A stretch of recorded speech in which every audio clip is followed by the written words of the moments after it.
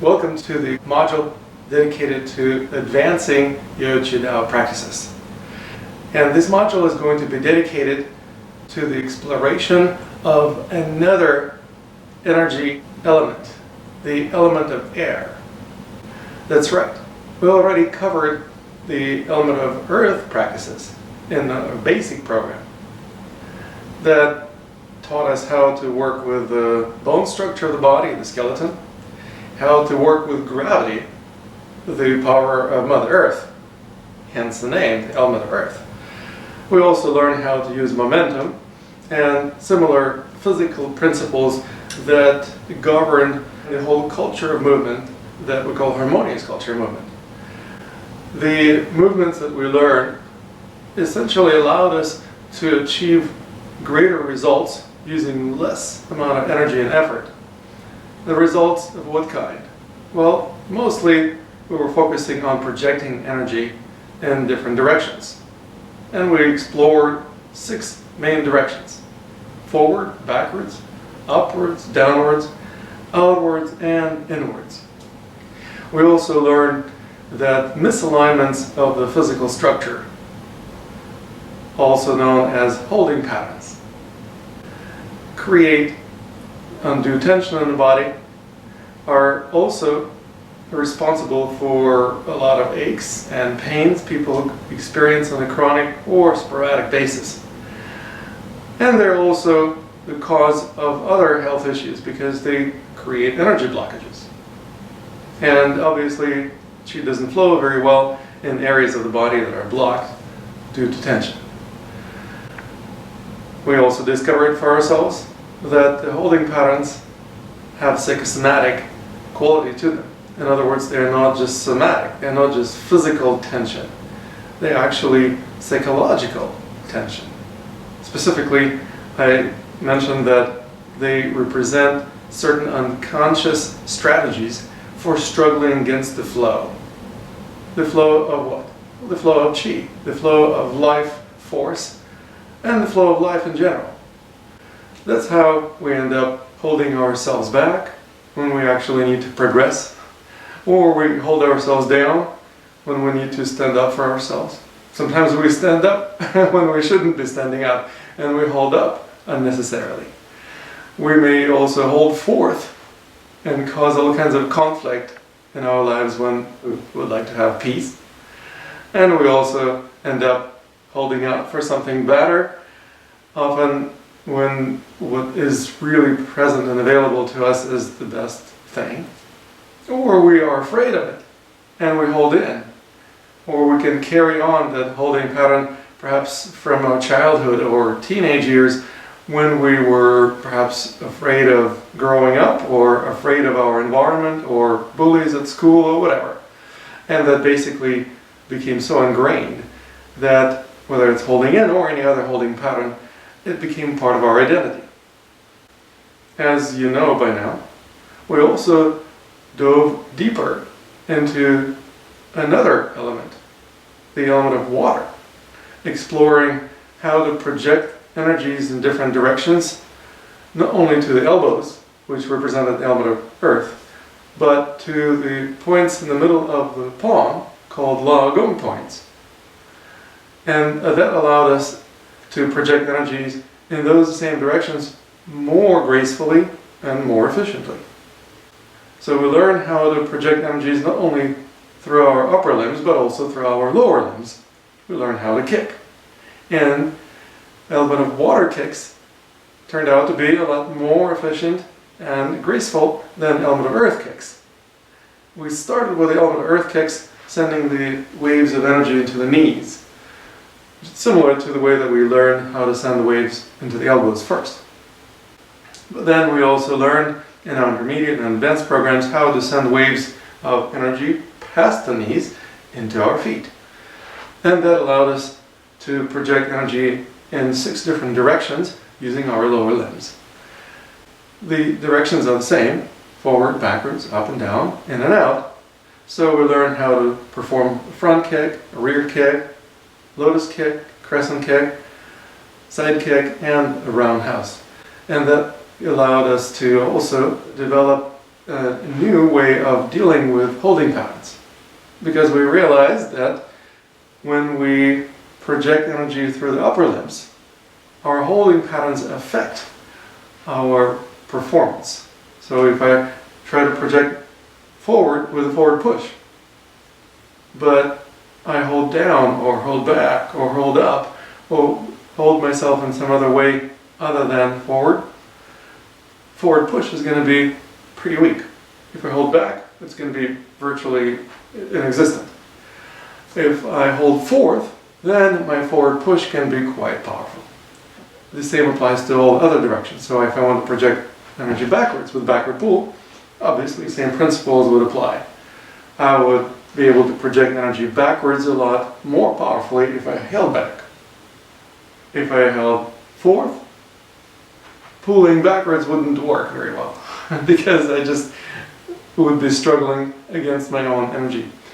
That kind of gave us an idea that we should work with our holding patterns in a way that we can use them sometimes as tools.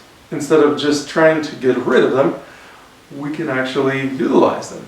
And as we learn how to use them as tools, of course we want to put them back into our toolbox or into our tool belt, so to speak. So we don't have to hold ourselves in the same way all the time. How do we accomplish that? We learn how to kick, because projecting energy with the legs actually allows us to affect our holding patterns. Now that is really convenient. Especially what's convenient about it is that we learn how to kick in the directions where we're already holding tension. Because we look at the entire idea of holding patterns also as a misalignment of the physical body in relation to the center of its own energy field. So if my energy field, for example, is flowing in this direction because universal flow of energy is moving in this direction, and I'm resisting this flow, I'm basically going to end up holding out. If my energy is flowing forward, but I'm not going forward, or I'm going forward kind of half-assed, then I'm going to end up holding forth. Now if I go forward with a forward push, my forward push is going to be empowered, but it's not going to affect my holding pattern that much, because I'm not going to be able to move fast enough. In order to move faster, I need to use my legs, and that's what we learned about our kicks, that we can actually use them to affect our positioning of the physical body in relation to our energy field or energy bubble, or Wei Qi. Now in Chinese medicine, Wei Qi is often referred to as the energy field just an inch or several inches away from the skin. But in our tradition of Qidao, we actually look at the energy bubble surrounding the physical body.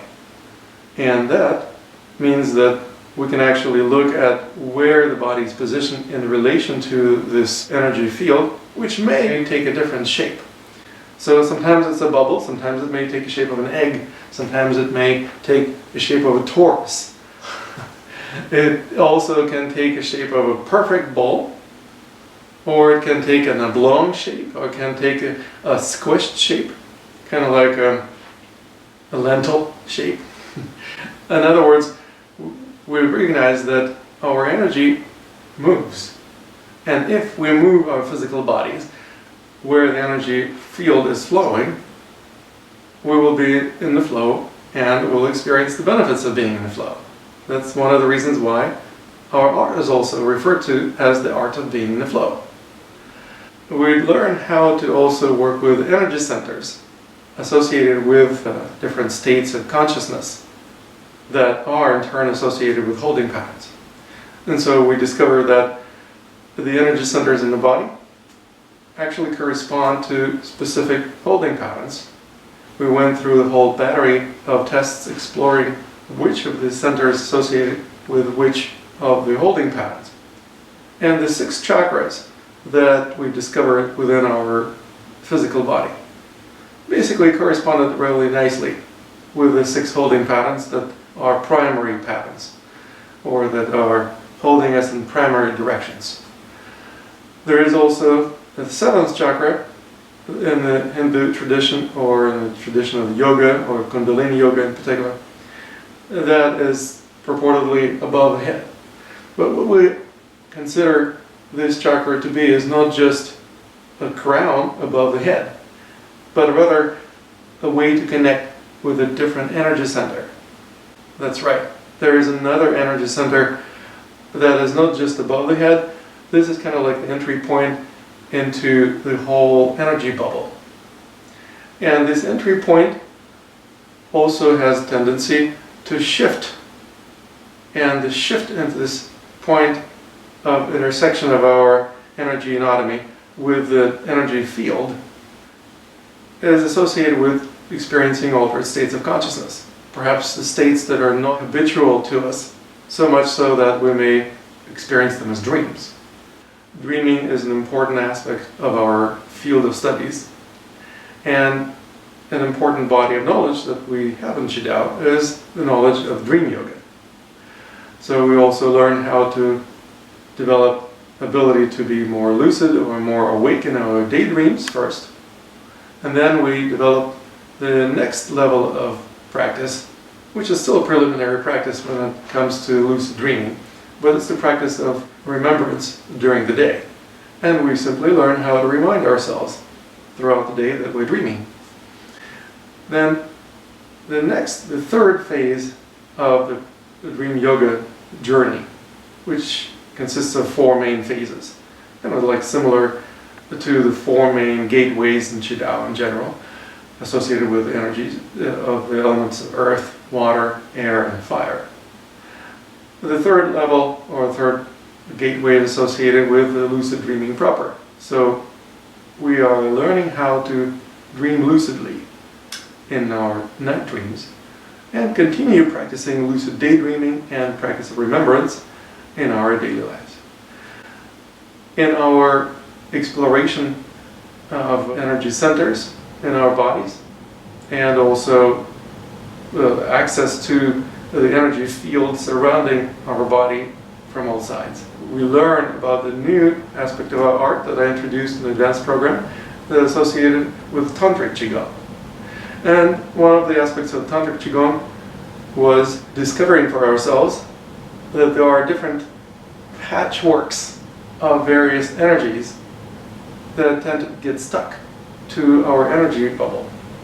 So much so that this patchwork eventually gets kind of crusty or brittle. And we use it to protect ourselves. This patchwork is associated with certain emotional reactions or beliefs or values that we learn from other people that we end up using as protecting shields, or try to create emotional armoring. And that essentially blocks the flow of qi. It doesn't allow the qi to flow freely through our system, which suffocates us and also makes our entire energy system more brittle. Essentially, it becomes so brittle that it starts cracking up, and we end up losing our life force and eventually losing our life as a result of that brittleness and as a result of that reaction or resistance to flow. So, what's the alternative? We learn how to release these patchworks of various emotional attitudes, beliefs, and values that we acquired throughout our lives, receiving those as energies that we borrowed from other people. We simply pay that debt back. We send these energies back to the people that we got it from and say thank you. Here is the energy back. I don't need it anymore, so please enjoy. Now, what that also does, it allows us to open up windows in the walls of the bubble. Most people are afraid of opening these windows because it's scary. It makes you vulnerable. But when you stop being afraid and actually open up the window, then you can experience things directly. You can experience other people and meet them from heart to heart. You can experience yourself, because everything and everyone around you actually reflects certain qualities of your own consciousness, being the dream characters that they are. And so we discover for ourselves that the more windows we open, the more energy flows through our system, which allows us to experience a greater sense of vitality and vibrant health. It also allows us to release any psychological hang-ups that we might have developed over the course of the years living on this earth, and essentially let go of karma. That's right. We learn how to drop karma, or send the karma back to whoever we got it from. That basically means that we become less and less suppressed by the weight of this karma that we lug around or carry around in our lives. We become debt-free and karma-free. And as that happens more and more, as a result of continuous release of these emotional armor or psychological hang-ups or certain beliefs that we developed, we become free. And freedom is essentially an important component to happiness. The more people experience freedom, usually the more happy they become. So what that does to you, it allows you to experience greater happiness by simply setting yourself free from karma. In addition to working with the karmic patchworks of energies that get stuck to our energy bubble, we also learn how to simply get in touch with that energy bubble. By learning how to release the energetic patchwork of karmic connections and debts, we also started connecting with that energy bubble already, and inadvertently exposed ourselves to the next elemental force that we're going to work with, the element of air. That's right, the element of air energy center is that bubble. And we learn how to connect with that bubble by practicing empowerment. And in the practice of empowerment, as you remember, especially when we work with the snake movements, we develop the ability to expand the energy ball, or just allow it to expand like a snowball, growing bigger and bigger the longer we roll with it. Well, it can grow so big that you can actually step inside it. That gives you the experience of being inside of the energy ball or energy bubble that we also refer to as the element of air energy center. So, what do you do with it once you are inside of that energy ball? Well, you connect with the walls of the bubble. And the connection happens by and large with the fingertips. So the fingertips is also the next tool that we're going to use when we send waves down the arms past the lagoon points. Lagoon points are in the middle of the palm. And being in the middle of the palm should give you an idea that it's not the final destination. The energy can go past the palm all the way to the fingers. And when you learn how to touch the walls of the bubble surrounding you, you actually are activating the movements of waves being sent all the way to the fingertips. Inadvertently learning how to send these waves. That's what you do when you drum. You send waves of energy down your fingertips. Now, we're learning how to drum on the walls of the bubble as if we are inside of the bubble.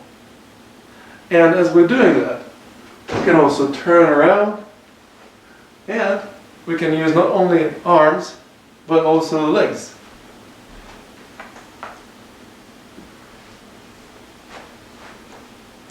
The toes serve the same role as the fingertips. We learn how to send waves down our legs, not only to the feet and the points in the middle of the sole of the foot, but also all the way to the toes. And when we do that, we essentially create similar cultural movement with the lower limbs as we do with the upper limbs. With the upper limbs, we learn how to send multiple waves, meaning it's not just the one singular wave forward or one singular wave backwards or upwards or downwards. We learn how to send one wave, another wave, another wave, another wave. It actually should remind you of the fact that sometimes you can send more than one wave, for example, with a forward push. You can send multiple waves with a backward pull. As a matter of fact, that's one of the winning strategies or winning techniques for a tug of war game.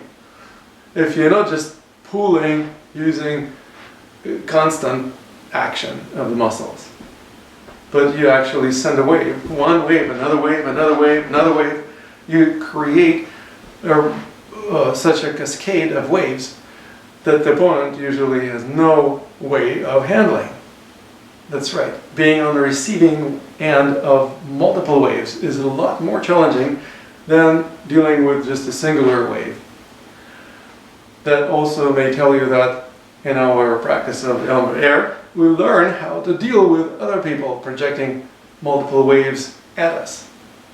That's right. We're not only learning how to send multiple waves, we also learn how to receive energy projections coming at us, even if they are using element of air techniques.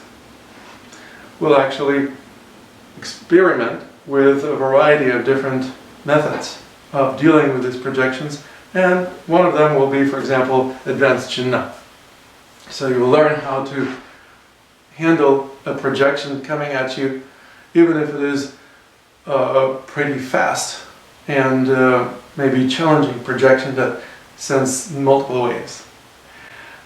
Another thing that we'll also learn is how to not be where we're expected to be as a target. Why?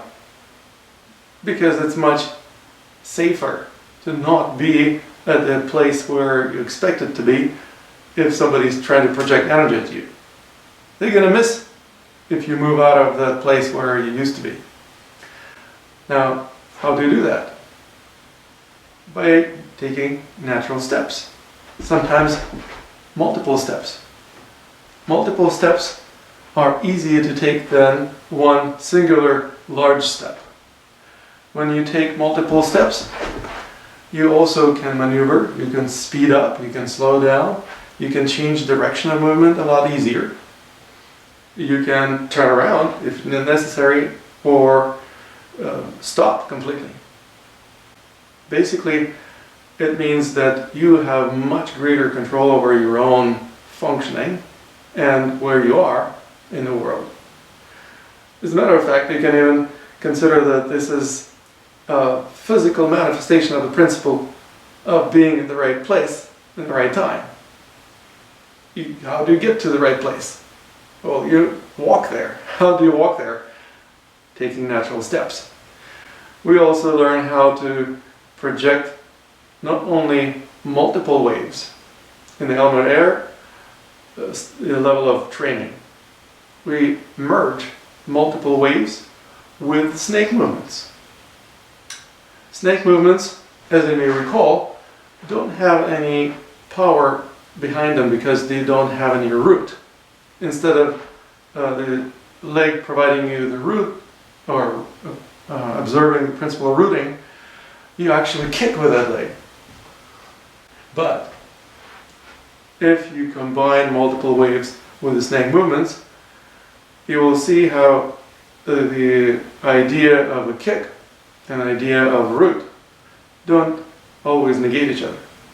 As a matter of fact, you will discover for yourself how to move with multiple waves combined with snake movements, which seems almost impossible. How is it possible to move with the snake movements where the fingertips lead and at the same time send multiple waves? where the energy comes from the center and ripples towards the periphery, and the fingertips follow the hand. Well, we'll learn how to do that.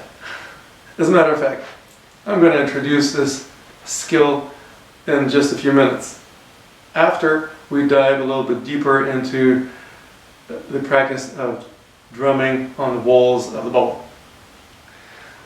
The reason why we practice learning how to connect with the walls of the bubble through this kind of drumming motions is because it's one of the easiest and unassuming techniques that lead you to become aware of the energy bubble around you. And it's a little bit like faking it before you're making it, if you will, because you may not really feel the energy of this element as yet. So you can just simply pretend like you're a mime. You might have seen mimes who, for example, perform as if they are next to a transparent wall. So they touch this wall and they're like, well, I can't do anything to this wall. It's so strong and invisible at the same time. Well, this mime basically would have really easy time discovering how to connect with the walls of the bubble surrounding from all sides. You may not be a mime, so you may have a little bit of a learning curve. How to do this? Just simply extend the arm, but never completely. In Chiudao we learn to never completely extend our limbs. We're not locking our elbows, we don't lock our knees. The limbs extend to a certain degree. And then they perform a movement identical to the tap that we've been studying all along. The tap of the foot off the floor. Remember the tap of the foot off the floor? The foot bounces off the floor effortlessly.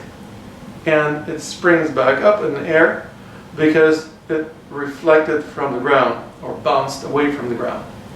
Do we use strength? As little as possible. We basically use the springing quality of the muscles of the lower leg to spring off the ground, and maybe add a tiny little bit of effort with the hip flexors when we do this movement. Now, what if you did the same movement with a hand? The hand also could bounce off of something. You can start by bouncing off of your own hand and learn how to perform this bouncing movement on the palm of the opposite hand. It doesn't have to be a palm. It can be any part of the arm. As a matter of fact, it may remind you of another practice that we learn in our intermediate program, the practice of slapping ourselves. We refer to it as the cooling down exercise. Well, now you can do a very similar practice, but using the finger pads or tips of the fingers to bounce away from the surface of your skin. You are drumming on the surface of your body. This drumming technique obviously is not going to produce a lot of music, but it's going to teach you how to bounce with the fingertips. And that essentially is the skill that you will be able to translate into bouncing off of the walls of the bubble surrounding you. Same technique, bouncing off of your stomach or your chest, or bouncing off of the wall of your energy bubble. The same skill also can be done with the feet. Maybe even easier. If you can bounce off of the floor, imagine you can bounce off of the bubble with the foot. This also will teach you how to maintain nice balance and send multiple waves into the legs. We'll have a whole webinar of our program dedicated to working with the feet and sending waves all the way down to our toes. The element of air kicks. Before we go into that, I suggest to learn how to send waves into the hands and all the way to the fingertips. It's very graceful movement, and you may find it a little bit effeminate, and I hope you don't mind, because what it is, it reminds you of how gently and carefully you can touch something. Imagine that the walls of the energy bubble are like a soap bubble.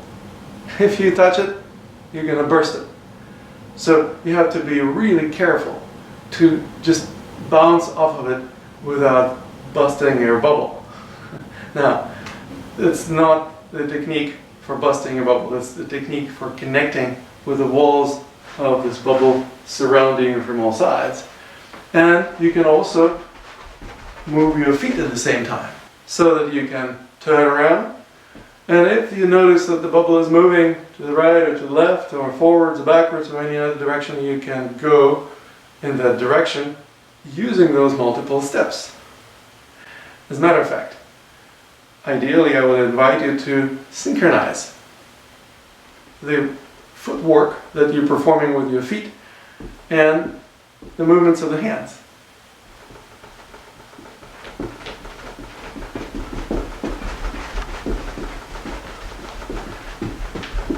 It's almost like running in place, but while you're running, you are drumming on the walls of the bubble surrounding you.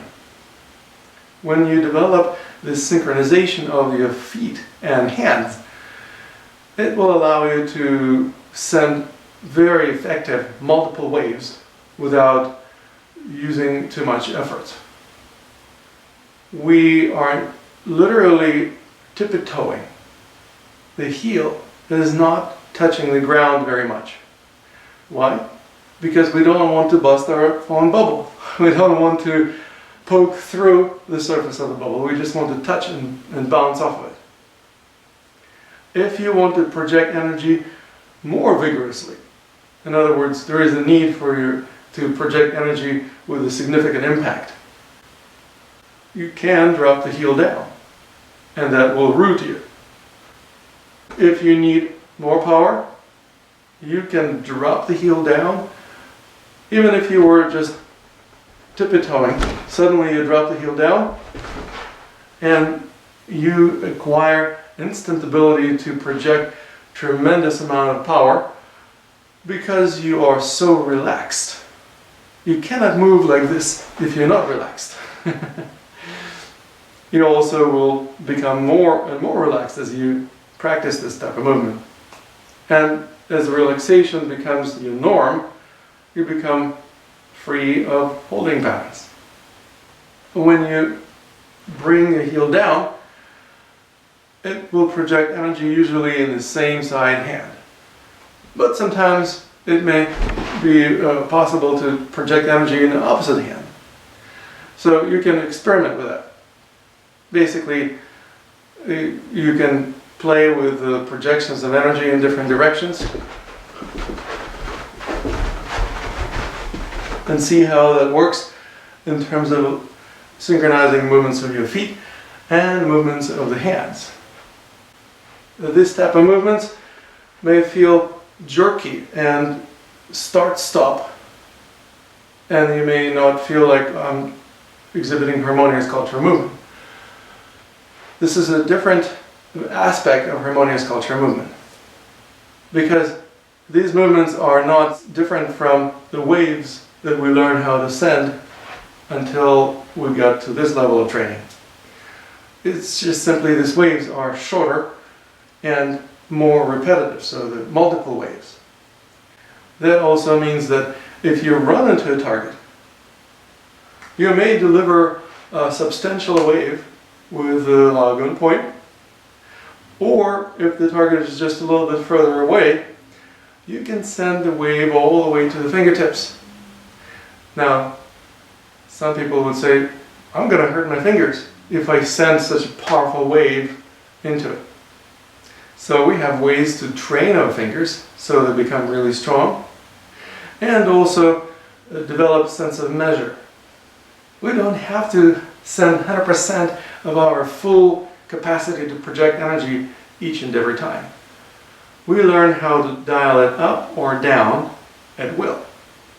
That means we don't waste our energy. It can be very energetically demanding practice. If you spend just several minutes practicing connecting with the walls of the energy bubble by drumming with your fingertips on it, you will probably feel pretty tired, maybe even get winded. By the way, speaking of winding, it's an invitation to pay attention to how you breathe. And breathing obviously has a lot to do with the element of air. As a matter of fact, I always say, I don't teach breathing techniques, you just need to learn how to breathe naturally. Until now. Sure enough, I have a few breathing techniques up my sleeve, and I will be introducing them in a separate webinar within this module of our program. There are ways to strengthen our fingers. How do we strengthen them? Well, you may not only drum on the surface of your own skin, you can also drum on other surfaces. For example, on the walls or on furniture, just to get the sense of what it's like to feel the impact on the fingers. But more importantly, we want to strengthen them. We want to develop the ability to not get hurt when we project energy through this part of the body. If the part of the body is strong, it doesn't get hurt. The chain breaks at the weakest link, and that means we need to strengthen this link so the chain doesn't break there. We practice strengthening the fingers by simply engaging the muscles antagonists, flexors and extensors of the fingers. We can obviously do it with both hands at the same time. That allows us to cut the amount of time that we spend on this training in half. And we can either slowly flex and slowly extend our fingers as if we are squeezing a ball with both hands at the same time. Or we can imagine that you can squeezing a ball on one end and the other end puffs up. So you're alternating which fingers are flexing and which ones are extending. This is an exercise for the muscles that most people never train. The extensors of the fingers. The extensors need to be strong so that they don't hurt. Let me explain. Weak muscles easily get hurt. Why? Because they get overworked or overwhelmed with a particular task or a movement that you're trying to make. If you are training the fingers only to grab things or squeeze, you're only training the flexors, the muscles on this side of the lower arm. The extensors don't get trained when you're squeezing things. They would get trained if you were opening your palm against some resistance. But there are no exercise machines or very few exercise machines that provide you any kind of resistance like this. So what do you have to do? You have to use your own muscles antagonists, the flexors. If they are already relatively stronger than the extensors, you can use those stronger flexors against the weaker extensors to engage the muscles in resisting each other. When the stronger muscles, flexors, provide the resistance to the weaker extensors, the muscles that are not so strong get a lot of workout. You will probably feel a burning sensation in those muscles as you do this just for a minute or so. If you notice this burning sensation happening, that means those muscles are not particularly strong. If they were really strong, they would be operating at the low percentage point of their full capacity. If they're burning, it means they were working really hard, operating close to the peak of their capacity, 100%. Why? because 100% of the extensors may be only 50% or less of the strength of the flexors. What that means is simply you need to engage those muscles antagonists in working against each other. Going through a full range of motion, flexing your fists and opening your palms. It also may be combined with a variety of other types of training for the hands. For example, extension and flexion of the wrist, or you can make the movements with the wrists in a circular manner.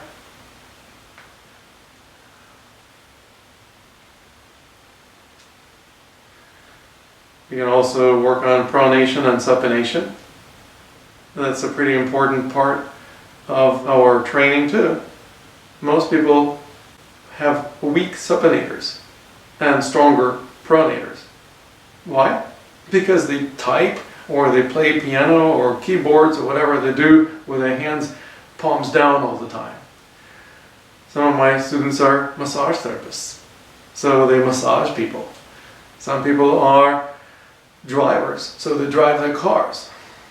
Now you know that I don't drive a car like this. I drive a car holding the steering wheel from below. The idea is the same. We learn how to supinate our hands, not just pronate them all the time. When the supinators and pronators work against each other, again, one of those muscles will start getting tired very quickly, or the burning sensation will occur.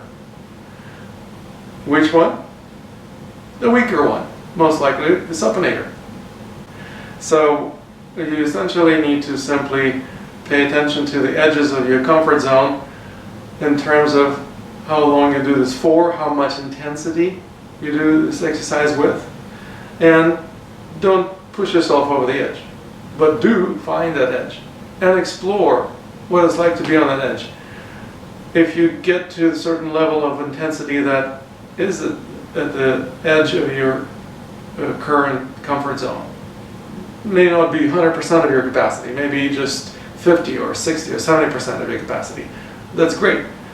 Work with that, and you will notice how as you're getting tired, you will need to tone down the intensity of your exercise, but still continue moving.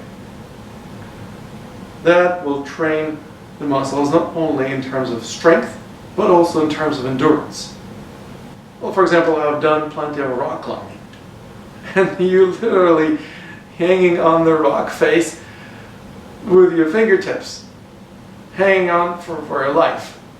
You have to have strong fingers, and they get tired, and eventually they just give up, and down you fall.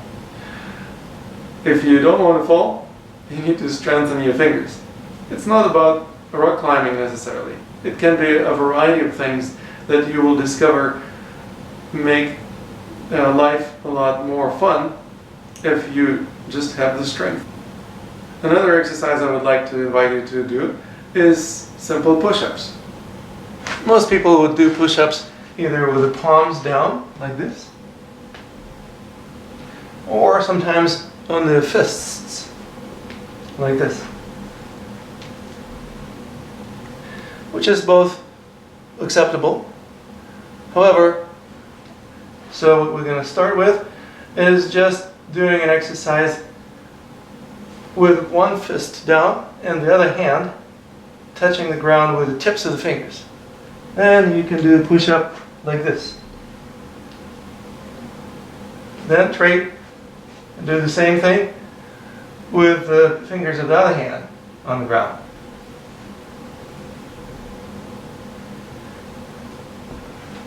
And alternate.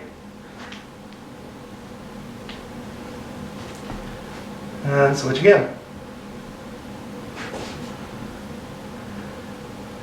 This will train your fingers to be very comfortable. Then you can just simply imagine that you are holding a bowl, like a soup bowl. And it's upside down, and your hands are basically resting on these bowls that are sitting upside down on the floor. Once you've done this enough times, you will feel your fingers are getting a lot stronger. Once they get stronger, you can do a real push-up on your fingertips. Now, I don't like showing off, but yeah, I can do push-ups on my fingertips, indeed.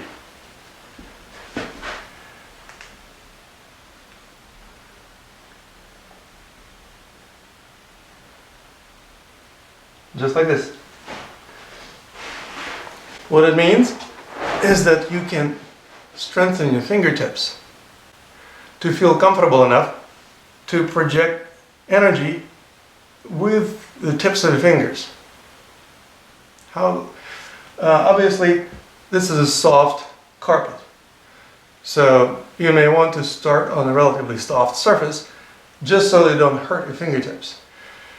Then you can progress to less soft carpet, or perhaps hardwood floors, linoleum, concrete, or whatever surface you feel like working on that gives you a little bit harder feel.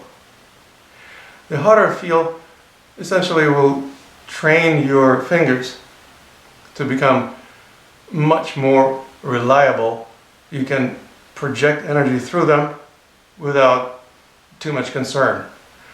That also means your strength of the hands and fingers becomes greater and greater the more you practice doing push-ups on your fingertips. Breathing is an important part of this fingertip push-ups. How do you breathe? Well, just like this. As you go down, inhale, exhale. Inhale, exhale. Inhale, exhale. Inhale, exhale. You need to inhale as you drop your weight down. You need to exhale as you push up. Simply the same principle as you would use, for example, when you project energy in any direction. In this case, you project energy towards the floor.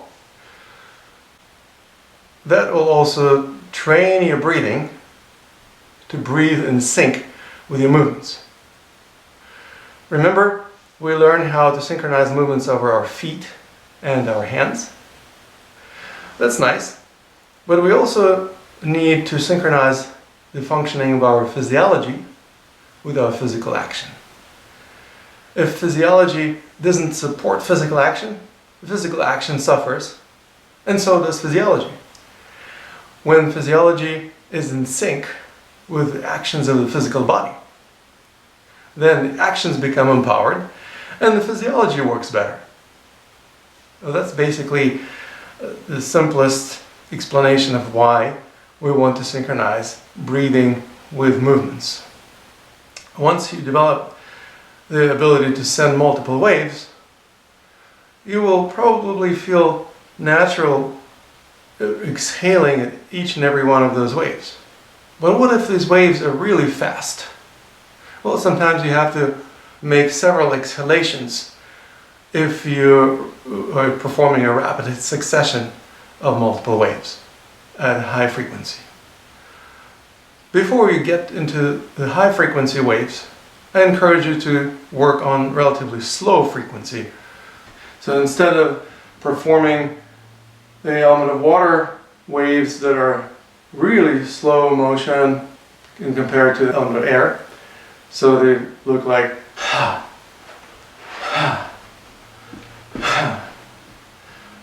the element of air waves may be like this.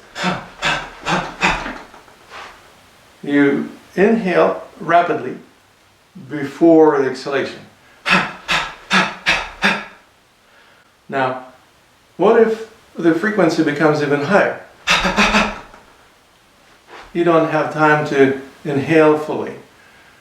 That's okay.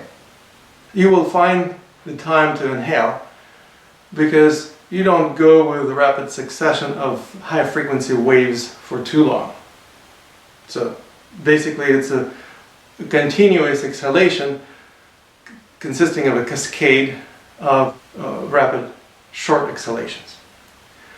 When you put a relatively high intensity energy into your waves in element of air, you will virtually inadvertently will start producing element of air mantra. Ha. Ha is the mantra associated with element of air. It can be ha if you project energy forward, or it can be ha when you project energy backwards. It can be ha when you project energy upwards, or ha when you project downwards. It can be ha when you project energy outwards, or ha when you project energy inwards. All of these are mantras that essentially are associated with holding patterns that correspond to those respective directions. I will go more in detail about working with holding patterns in our later webinar, but the gist of it is pretty obvious. If you hold up, your tone of the voice rises. Huh? If you hold down, your tone drops. Huh. If you project energy forward, you push out a greater volume of air and voice more intensely. Huh. If you project energy backwards or hold back, the intensity is going to be subdued, or you're going to be holding your voice back. Huh. If you project energy outwards, the skeptical attitude associated with holding out, you can also imagine how would you pronounce the element of air mantra if you hold out like this. It probably would be like, huh, huh. And if you hold in, and you essentially are afraid or holding energy in for whatever other reason, your mantra will sound like hum. What happens when you practice these mantras? You start developing a greater vocal ability to project your emotions and influence those of other people. Now, this is a really nifty skill that we can develop if we can affect emotions of other people, and we do this through voice. That's right. Voice is also directly connected with the practice of the element air, because that's how we produce voice, by pushing the air through our larynx, the vocal cords. When we become more comfortable with the tonalities, we may also start opening up to the possibility of speaking other languages, including some Asian languages that are tonal languages. In Mandarin, they have 4 tones. In Vietnamese, they have like 9, and there are some others that have varying number of tones. We learn how to experiment with each and every one of the holding patterns and discover for ourselves how the vocal expression goes hand in hand with the ability to exhibit a particular emotion or project energy in the corresponding direction.